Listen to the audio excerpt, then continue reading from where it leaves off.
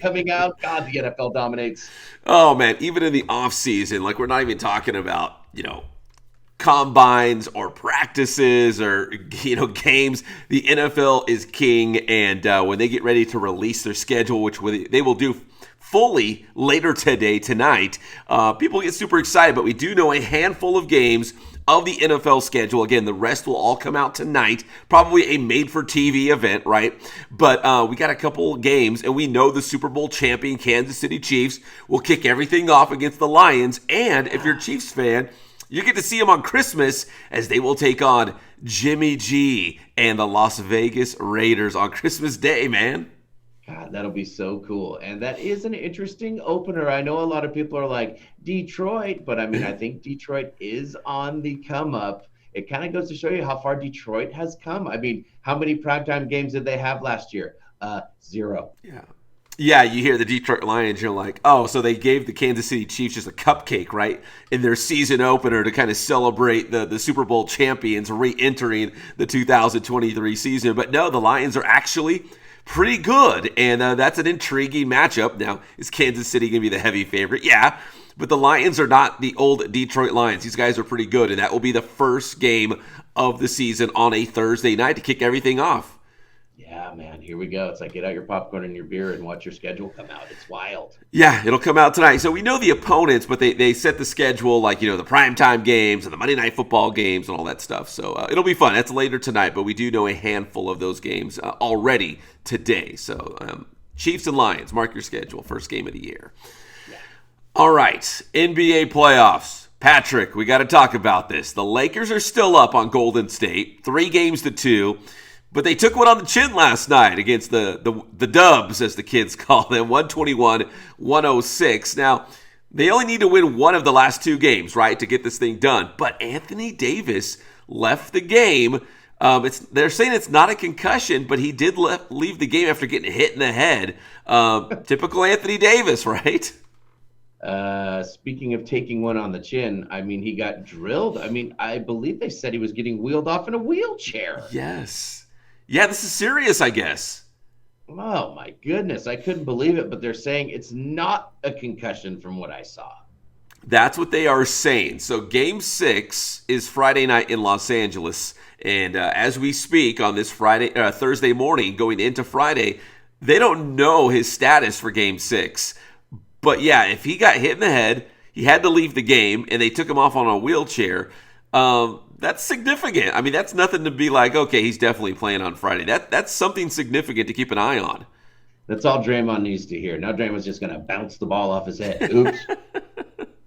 Yeah, Draymond had a big game, actually. The Warriors decided to show up. They're so Dr. Jekyll and Mr. Hyde. Like, some games, they look like, yeah, this is the NBA dynasty that we've been watching the last, half decade or so. And sometimes they look like, yeah, one of the worst road teams in the NBA. So they're hard to figure out. They look great last night, but what will they do on Friday night in LA as the Lakers still try to go out, go for the knockout punch and try to advance to the Western Conference Finals? I think this is going to be a really tight game that can really go either way.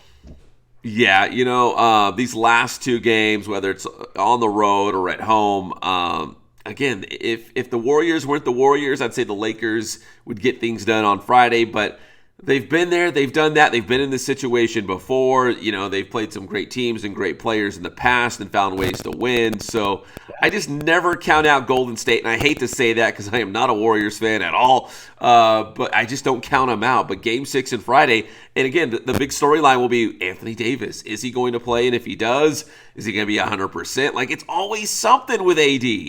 Yeah, hey, it's maybe on the year that we lost Willis Reed. You know what I mean? Yeah. That AD needs to come out of the rafters and get it done.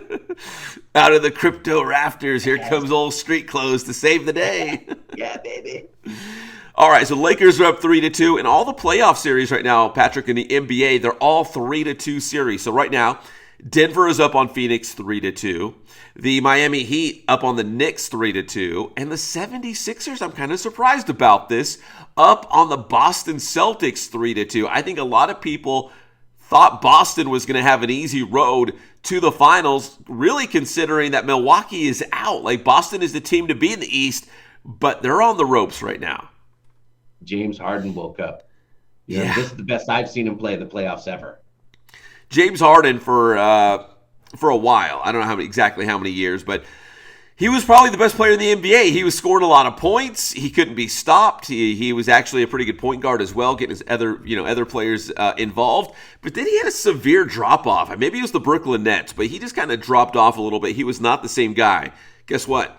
He's the same guy in this playoff series. So if Joel Embiid, the NBA MVP, is going to play like that, and James Harden is going to play like that, like old James Harden, yeah, maybe Philly is the team to be the East right now. Boston's finding out the hard way right in this playoff series.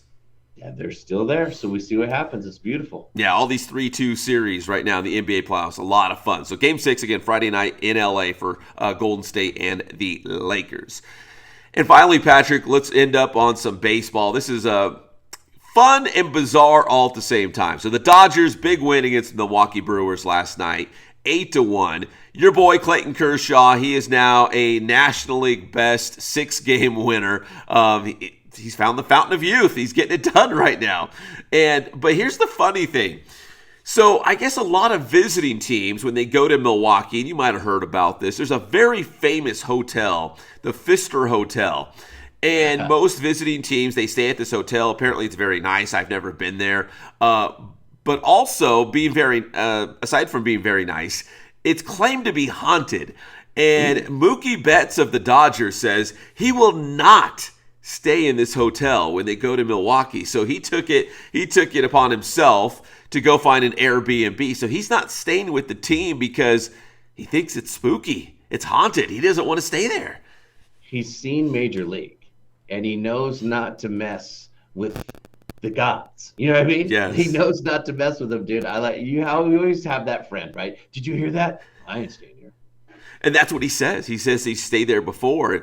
He's heard weird things, and he's like, "Listen, this is a big series. I want to have play my A game. I am not going to stay in a hotel room that might be haunted, or I'm going to be up all night because I hear every little thing." He's like, "No, I'm going to go just find myself an Airbnb, and I'll see you guys at the stadium."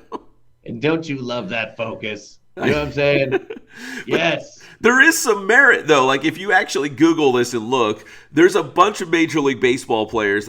Bryce Harper, I read one of his, claims about this haunted hotel. Basically saying like, I went to bed and I had my clothes in something, one spot, and I wake up the next morning and my clothes in the table or something is moved to the other side of the room. So I don't know. These Major League Baseball players are corroborating these weird, wacky stories happening at this famous hotel. They are. They have tales to tell, man. I love it, Pep, man. When Monday comes around, we'll catch back up with you on the schedule and all that stuff because people will plan out their partying. Yeah. That's what you're here for, Pep. The solid stuff, man. Tell them how to get your stuff. Hey, get my solid stuff, man. Inland Sports, Twitter, Instagram, Facebook. Hey, we got the Inland Sports YouTube channel. Head over right now and hit that subscribe button for us. We really appreciate it. That's Inland Sports. Thanks, Pep.